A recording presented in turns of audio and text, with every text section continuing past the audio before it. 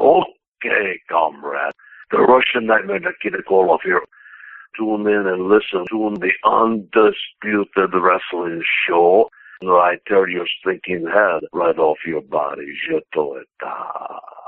Well, this is the Undisputed Wrestling Show, brought to you by Angry Marks Podcast Network, where you can listen to all your favorite podcasts concerning professional wrestling and mixed martial arts. They have new podcasts on all week long, so go to iTunes and hit the subscribe button. The keyword is Angry Marks, all one word, Angry Marks. Hit subscribe and you get all the latest action from professional wrestling and mixed martial arts, and also T-Shirt World Order. Go to T-Shirt World Order. You get to find a lot of great T-shirts on there from your favorite wrestlers and from the Undisputed Wrestling Show. If you go there this week and you type in the promo code BEAST, you can save $5 off your order. So please do that. Hey, Kev, can you ring up our next guest, please? Hello.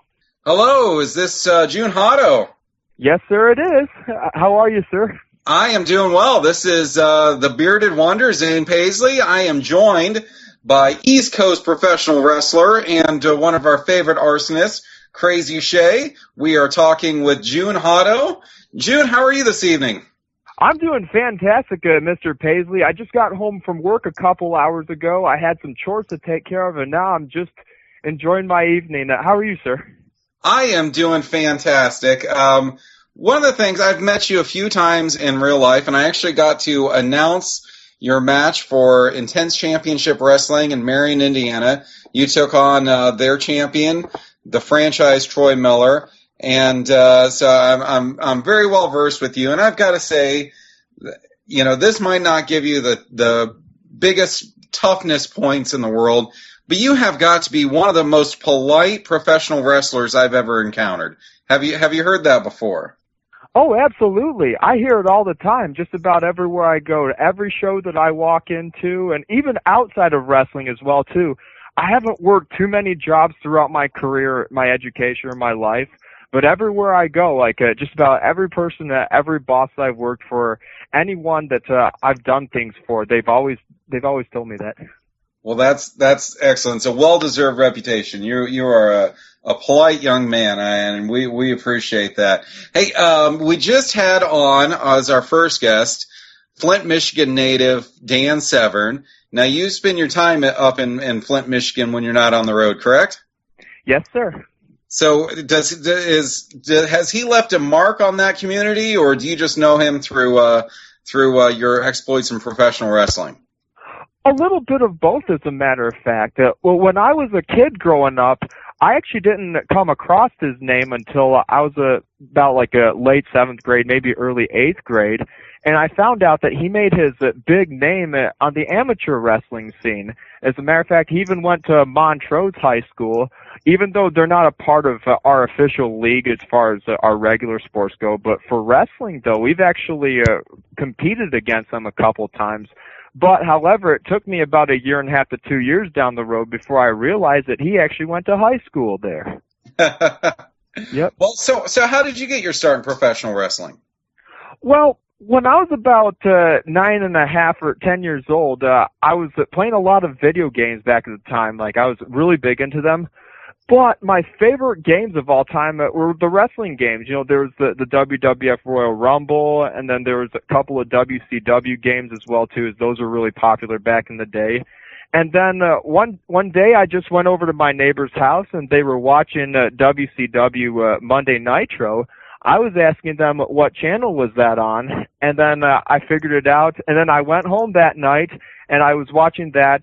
But however, while checking the previews, though, it said WWF Monday Night Raw was on when it was Raw is War. This was in about October of 1998.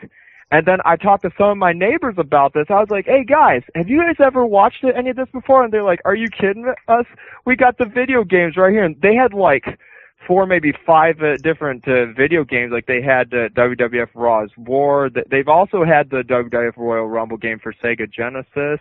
And then as time went along, they started collecting them, like WWF Attitude. They had ECW Hardcore Revolution. Although back at the time, I thought everything was either WCW related or WWF related. I didn't know that there was an ECW or multiple companies out there that you can pick and choose to watch wrestling from. So once I figured that out, I watched as much wrestling as I possibly could, and I've been big and hot on it ever since, and I've never lost interest in any of it. Well, then, how did your love of the video games and watching on TV, how did that transition into getting in the ring yourself? Well, after all the years that I watched it, I never went to a live show as a kid growing up because all the school activities I was involved in, and I never had the time or the money to go see it, and I didn't know how I could. And then one year, about 6 years ago, when WWF came to Michigan, they came to the Dow Event Center in Saginaw for a SmackDown, it was a house show, and I bought tickets with one of my buddies to go see it. And then they were also selling tickets to see the Raw house show later on that summer, but there was no Raw or SmackDown going on, so at least I got to go to the house shows. And then after just going there and being there in person physically, I was like, after all these years, as much as I still love this, why don't I give it a try? So from that point on, what I did was I thought about it long and hard, and I didn't even know that there was such thing as independent wrestling. I didn't know that there was an independent circuit. So what I did was when I found out about that, I located the local indie shows, and then I went to a couple of out-of-town indie shows, and I met multiple people as time went on. And then right around 2010, it was about 2, maybe 3 months before I went into school, I went to the Ring of Honor event in Dearborn, Michigan here, and I decided this is definitely what I want to do, and I will be doing this within a couple months. So that was when I located Dan Severn's school, and because he's one of the biggest names to ever come out of Michigan, and I was thinking in order to get to the big times, I need to find a name, someone who's been around it, someone who's made their name and who's made their living, and that's where I went. Oh, I did not know that. I wish I had known that before. We would have talked to him about you. It's okay. It was, I was there. Yeah, I was there for about 3.5 months, maybe 4 months of that summer. And then later on I met one of their former trainers, Josh Raymond, or Josh Abercrombie at the time. He's known from Ring of Honor, a Wrestling Society X, and he's been just about all over the world. And he kind of personally took me under his wing, and then I was kind of in the process of going in between schools, because I wanted to figure out who the wrestlers were that were training there, who the students were, who the trainers were, etc., and how they go about teaching and their style of wrestling. So from there on, I was trying to work my way back and forth in between schools, but then time came along when I only had time and enough money to do one school, so I stuck to that, and I've been, sometimes every now and again I'll go back, sometimes I'll visit other schools to work out and get some more training as well outside of doing my shows, but other than that though, most of my training's been pretty well complete. Well, this is the Undisputed Wrestling Show. We are talking with Jun Hado. Jun, we've got a special guest co-host tonight. He is the leader of the Asylum Sweatshop, Mr. Crazy Shay. Crazy, what's your first question for Jun Hado? So I'm noticing that you're a technical wrestler. You're also a high flyer. What's your favorite style of guy to work? I'm sorry, could you repeat that question? What's your favorite style of wrestler to work? You've got your power wrestlers, your technical wrestlers, your high flyers. What's your favorite style to work? Oh, that's a great question. As a matter of fact, personally, I feel a little bit more technical styling. The reason I say that is because when you come into the business for the first time, or when you come into the sport as a matter of fact, you have to learn your basic fundamentals. You need to learn how to wrestle. There's a competition style of it, and then there's the work style. The only difference is when you compete, it's you're going as hard as you can, but then when you're working, it's a slower pace, and you learn not to blow yourself up or burn yourself out the first couple minutes of your match. And depending on where you go in the world, like it depends. Some places, the wrestling portion of it, like the basic fundamentals, is bigger than others. And then you got some places that are big into like the high flying, the big spot stuff, and it just all depends on where you go. And the second part that I really love is that I do love the high flying because I feel very athletic enough to do some of those, even if I can't do all of them. What I do is I hand pick and choose from what I do best and stick with those, and whatever I'm not good at, I just leave out. And if I get a chance to do them eventually and master them, I will. If not, I'll just stick to what I'm good at. Oh yeah. What's the craziest match you've been involved in so far? The craziest match that I've ever had so far was with Rhino. This was about 2.5, 3 months ago. It was in Lansing, Michigan. We were the semi-main for Capital Pro Wrestling in Lansing. They've only ran once so far as my knowledge goes, but I think as time goes on, when they kick underway, they'll start to have more shows. And then hopefully one of these times I get a chance to work with Sabu one-on-one. Well, actually, I take it back. As a matter of fact, I got to work with Sabu a couple years ago in Kalamazoo for Hybrid Pro Wrestling. Like that was between that and Rhino, it's really hard to say. But those are two of the biggest names that I've worked with so far, of all the big names that I've worked with. That's what's up. Craziest road story. Because everybody's got them. If you're in the pro wrestling business and you're out in Michigan, it's a lot of travel time. One of the craziest road stories. I know you've got a good one. I beg your pardon? One of your craziest road stories. Everybody's got them. You've got a lot of traveling to do. What's the craziest thing that's happened on the road so far while in your wrestling travels? Crazy road stories. Well, there's a couple of them. I haven't really been too much involved in them. Usually they're just kind of like small talk, and then we have our laughs, and it's great. Like there's a few times when I'd play movie trivia with some of my buddies. It's when you name off like either an actor or a movie. If you name off the actor, you pick a movie that they were in, and then the next person has to name an actor from that movie, and then the movie that actor is in. Then the list goes on, and however, like it takes at least 3 people to play it, and because when the first person gets the X, there's 3 strikes basically. It's kind of like baseball. The person that gets the 3 X's out, and it goes down to the 2 people, so to speak. So that was one of them, and then the other one, God, a few weeks ago. My tag team partner, the Great Akuma, came up with this thing where we're on the road and we talk to some of our other buddies that are in a different cars. We take our T-shirts off and we label the pictures Naked Road Trips. Nice. Yeah. Nice. Yep, and then what we do with them is that we text them to each other, and then we post them on our Facebooks. And what's bizarre, though, is that depending on where we go, a lot of fans have access to our profiles. So what they do is they'll look on there, and then they'll comment on them. As a matter of fact, a couple of months ago, when we did that for the first time, we had the police officers, Officer Rod Street and Deputy Dave, in the car with us on our way to ARW Pro in Hobart. And right after our match with them, we worked with them that night, some lady out of the crowd yelled Naked Road Trip picture at Officer Rod Street. And I didn't hear it, but I didn't hear her saying it, but they were talking about it in the back, and I was like, how many people actually saw that picture, I wonder, because I'm concerned now. This is the Undisputed Wrestling Show. We are talking with Jun Hado. And Jun, you mentioned your tag team partner, the Great Akuma. Can you tell us a little about your group, The Fold? Oh, sure. As a matter of fact, we got brought into The Fold a couple of months ago at Renegade Wrestling Alliance. What happened was when we made our debuts there, the promoter liked us so much and also The Fold admired us and respected us as well.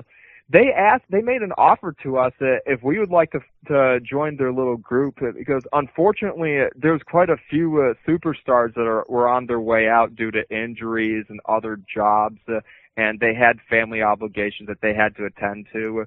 which I fully understand. So I figured since the Great Akuma and myself were there, and people were talking about putting the tag team titles on us soon, the Fold actually made an offer to us if they helped us get those tag team titles, if we would join their group in return. And we are so happy to say that we accepted. So in that case, so anytime they help us, we will help them, or vice versa. If we were to do any favors for them, they will do favors for us in return. Very cool. Now, yeah. Which do you like working better? Do you like being the good guy or the bad guy better? When I was first starting out, till this day, personally I prefer to be the good guy, because everywhere I go, like, I kind of like to take in outside of wrestling into wrestling sort of what my true personality is according to my character. However, sometimes at some places it depends on where you go and like how you're booked.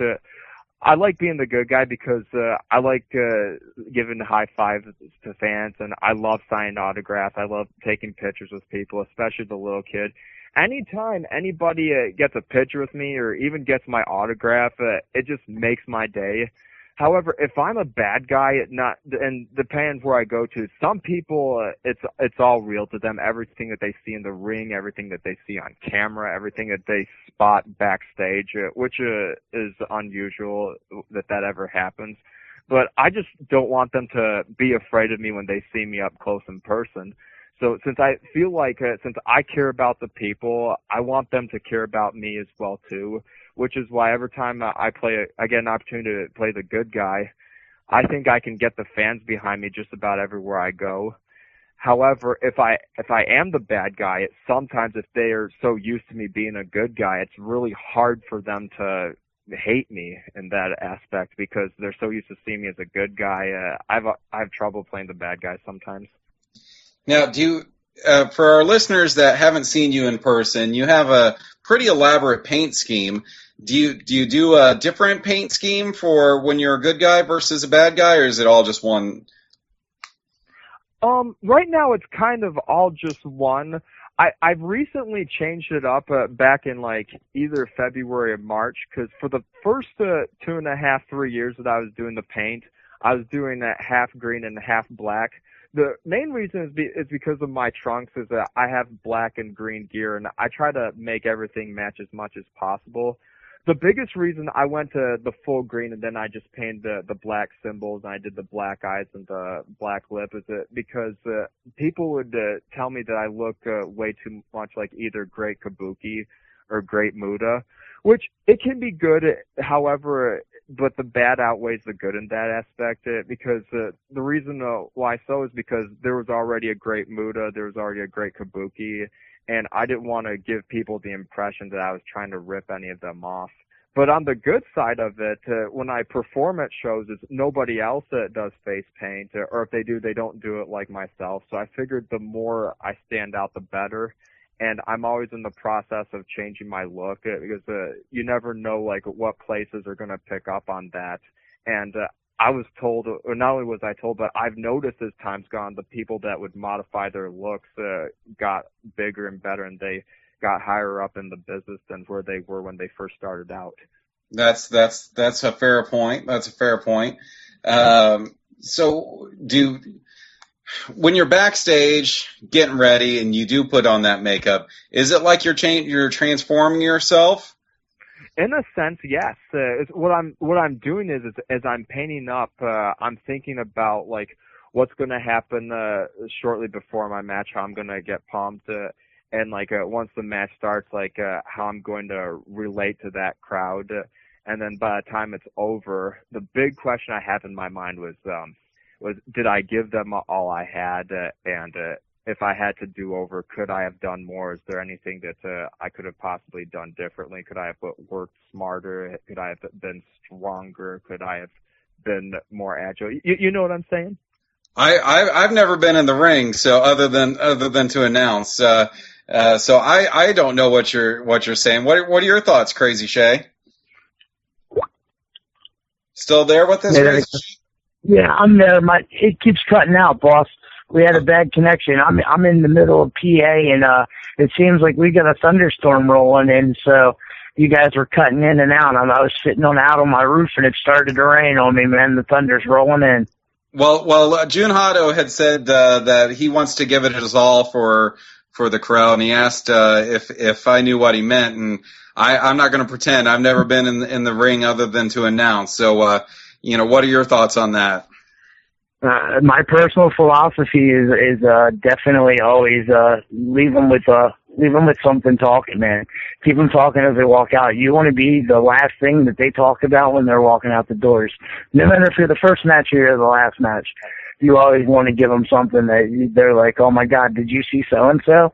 That was crazy. Well, I mean, that's at least what I do, but with a name like Crazy, you kind of have to. I've seen some of your stuff. You work with some of my buddies, like G Raver, I think. Yes, sir. I've worked with G Raver quite a few times, as a matter of fact. Well, the first time I got to work with him was at VOW in Pittsburgh, and that was about 2 years ago. There's about 800 people there. I don't know if that promotion is still going on or if it's still running, but if it is, I would love to go back there.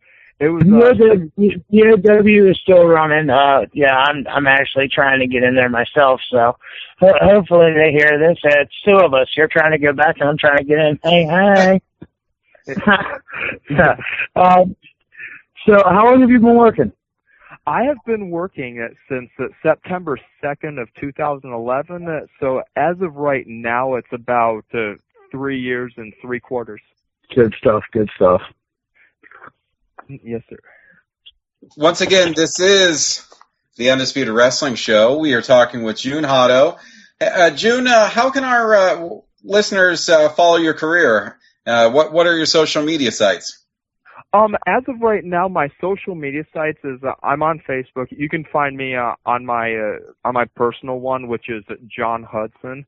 However, don't get me mixed up with the other wrestler named John Hudson. I must say there's another great wrestler out there named John Hudson. He's Mr. 3% John Hudson out of Milwaukee, Wisconsin. The only difference is his name is spelled Jon. My name is spelled John. You can find me on that one. You can find me on my Jun Hado one. I built two separate profiles just in case if one was harder to find than the other. And as of right now, I have a Twitter account. You can find me on twitter.com/Jun Hado. I check it quite weekly. I'm not on there as often as I am Facebook, but I do check my weekly Twitter feed stuff. Well, what upcoming events do you have? As of this month, this Friday, I'm at Pro Wrestling All-Stars in Melvindale, Michigan. And then on Saturday, I am at the CIW. It's like a Central Intense Wrestling, I believe. I've worked there quite a few, like about a year and a half or so, but I keep forgetting what the C stands for. I apologize. But I think it's either in Pittsburgh Pittsford, Michigan, or it's in Waldron, Michigan. One of those two areas. It's right on, kind of like on the border of between Michigan and Ohio. Are you coming back to Marion, Indiana anytime soon? Yes, sir. I will be back to the next show on June the 6th. Oh, very nice. Abyss is going to be there taking on Troy Miller. Yes, I've seen that. Like, I didn't know that the winner between myself and Troy Miller last month would be taking on the Abyss. I was a bit shocked to hear that.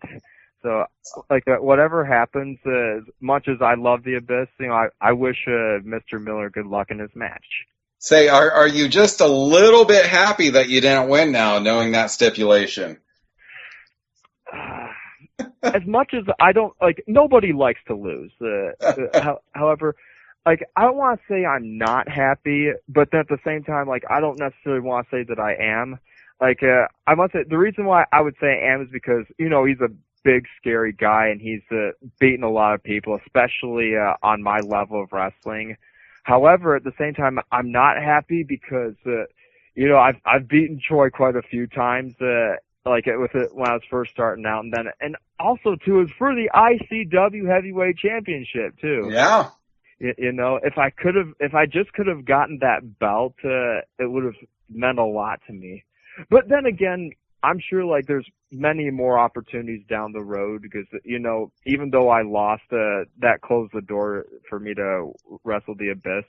However, it does open up a door to quite a few other opportunities. I'll just see who they have scheduled me to wrestle next. And hopefully I have better luck that time, and then eventually I could work my way back up the ladder again. Now, which are your more favorite type of matches? Do you prefer singles matches, or do you prefer tag team with the Great Akuma? Lately, I've been preferring more tag team matches. The reason I say that is because I just feel that there's more action involved. There's more of a storytelling taking place. And also, too, I kind of sort of get a little chance to rest in between moves and what's going on throughout the match. And as time's gone on, I've actually, the Great Akuma and myself have been having much better tag team matches. As a matter of fact, a couple months ago, we got to work with the new Fantastics team, which is Bobby Fulton and Matt Sigmund, and it was a triple threat elimination tag team match. As a matter of fact, it was with the Fantastics and the Rock and Roll Express, Ricky Morton and Elliot Russell, which we actually won. And not to mention, too, we actually won the IWWA Tag Team Championships for that promotion, too. So that put us high up on the ladder. And we're just anxious to see how many tag teams are going to be gunning for us for that company in the near future. And also for other companies as well, too. Well, and you're a big sports fan, correct? Yes, sir. Who do you have winning the NBA championship this year? The NBA championship. I don't know what to tell you on that. I haven't kept up with basketball over the past few years, to be quite honest. I've been actually following a lot more wrestling stuff now more than ever. So, but what teams are going to play in the NBA championship? Well, we're down to Cleveland is up on Atlanta, and Golden State is up on who are they even playing? Houston. Atlanta and Houston. If I have to go with my pick, I'm going to go with Atlanta on that. Even though I'm not sure, I haven't paid attention to the games. I'm not sure what the scores have been or if they're big rivalries or not. But that's just my pick. Well, who do you follow in Major League Baseball then? Well, since I'm from Michigan, I tend to follow more of the Tigers than any other team out there. So I'm actually hoping that the Tigers do well. I hope that they make it to the finals this year. Excellent. Well, before we go, what do you have to say to your fans? Well, I just wanted to say, out of all things, all the questions and whatnot that I've been interviewed tonight, I was thinking a lot about my career and how much I truly admire and I respect the support and love that the fans have had for me throughout my career and throughout my life in and outside of wrestling. And if there's anything I could say to top this off, is there's a lot of things I've had on my mind through wrestling and from watching movies. As a matter of fact, one of my favorite actors of all time quoted this thing. I forget exactly where he got it from, but I thought I'd quote it in my own words. And I think it could apply to anybody, if not everybody. And what it is basically, since we don't know when, where, or how we're going to die, we get to think of our education, our careers, and our lives as three inexhaustible wells. For instance, how often do you get a chance to think about a morning, an afternoon, a day, or just an evening of your childhood? A day that you enjoyed the most, that you couldn't possibly conceive your life without it. And how often do you get a chance to see a sunrise, a sunset, or the full moon? Perhaps 3, 4, 5 times, and 20 times, 100 times, maybe not even that. And in the end, it all feels limitless. So with that being said, basically is I know life is very short, as well as our careers. So what I would like to do is I'd like to tell all my fans and anybody out there is not necessarily to live each and every day as their last, but think of what they truly want for the future and where do they want to go and how much they want to succeed at it. Because we never know when today will be our last, which is why every time I perform in a ring, no matter where I go, I tend to think of that match as if it's my last, because we're never promised a tomorrow. Well, thank you so much for coming on tonight. We really appreciate it. And I look forward to seeing you in person on June 6th. And good luck with all your shows coming up. Awesome. Thank you, sir. Thank you for the interview. Well, thank you so much. Yep. Good night and goodbye. Good night.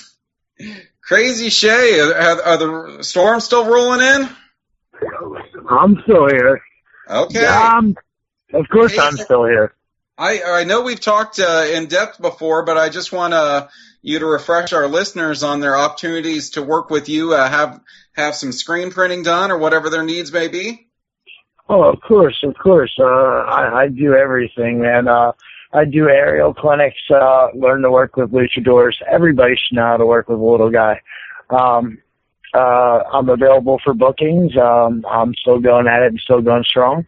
And if you need any t-shirts or any merch made, I do beer signs, necklaces, bracelets, all kinds of stuff. Just hit me up and ask, at a really great price. And, anything else I do, I do birthday parties and all kinds of stuff for the kids. I've got 3 of them booked for the summer already, and I've already booked for next year for another one that I just did. Everything's going real well being a lunatic. I just won the Covey Pro heavyweight title, being the littlest guy to ever hold it. Grr. Little guy power. Thank you, lunatics. And I did lose the casket match against Kindred. Kind of my stupidness. Yeah, why would you take a damn title in a casket match? I don't know what the hell I was thinking, but that was not a good idea. Hey, tell our listeners about the parade that you were just in. Oh, man, the Pulp Up Parade. Covey Pro went out and we rocked the Pulp Up Parade. I was breathing fire and doing backflips and throwing candy. And my dude, I even brought out the dog. Dude, she was rocking a Lunatic Army shirt. It was a good time. It was a really, really good time. We get TV up there, so everybody knew me. It was kind of cool. I felt like a rock star for a little while. Yeah, I saw the pictures on Facebook. That's amazing. They had a little ring going around the parade route and everything. That was awesome. It's actually in talks to put on a battle royal at the next parade to build a truck that can hold a ring and hold a battle royal while it rolls down the road and film it for TV. Crazy, I know, but yeah, I'm all about it. It sounds fun. That is amazing. So what upcoming shows do you have? Upcoming shows, I've got Covey Pro lined up. My first title defense, June 6th, Berkeley Springs, West Virginia. And on the flip side of that, I lost the casket match, so it took me like literally a week to walk. I've got to maintain my duties as the Covey Pro heavyweight champ and kind of focus my role there. I won't be at the June 6th 1CW show. Lunatics still go. It's a great show to check out. I support Sean fully. It's just, I don't know. I've got a title and I've got other things I got to take care of. So that's coming up, and then I've got, I've got something coming up in New Jersey. I'll be at Six Flags with Doc Diamond. That should be quite interesting. I haven't worked for him in, God, it's been like 6 years. Well, the Undisputed Wrestling Show has a couple great episodes coming up. Next week, next Tuesday live, we'll have probably a guy that I think that you would probably like. Headbanger Thrasher is going to be on. Dude, I totally have met that guy like 5 or 6 times, and he is awesome. Yeah, and we also have a great trios team, the Elite, Tone C, Big Hank, and Kill are going to be with us. And then on June 9th, we've got JB Moonshine, who's my buddy Sign Guy. He's one of his favorite wrestlers. And one of my favorite wrestlers of all time, Wildfire Tommy Rich is going to be on here. And I don't think that we've heard much from him in the last couple of years. And he shot us a Facebook promo talking about how he wants to talk to the world through our show. So we're very excited about that. Good stuff, man. Well, thank you for having me on and co-hosting the show. It was a pleasure, man. Well, thank you so much for taking time out of your day, and we appreciate it. And I very much look forward to seeing Crazy Shay versus Dan Severn. We need to make that happen. Call up all the bookers that you know. Get that going. I can't even lie. I'm calling Stevie Ray Styles right after we get off the phone and being like, book it now. Hey, Book it, call him in. See if I can be the ring announcer and maybe have the Prophet Rick Craig be the referee or something. Let's make this happen. I'm telling you, dude, you don't, like, not every day you get a chance to wrestle a legend. Like, not only that, but he suggests it. I'm like, oh yeah, all right, I'm down. You talked me right into it. I'm a glutton for punishment. Oh, yep. Awesome. All right. Well, for the Prophet Rick Craig, for the Morning Star Will Huckabee, for Crazy Shay, I am the Bearded Wonder Zane Paisley. Oh, and also for our awesome producer, Killa Kev. Cannot forget him. Killa Kev, thanks for keeping the knobs turned. We appreciate it. Everybody have a fantastic week, and we will talk to you next week.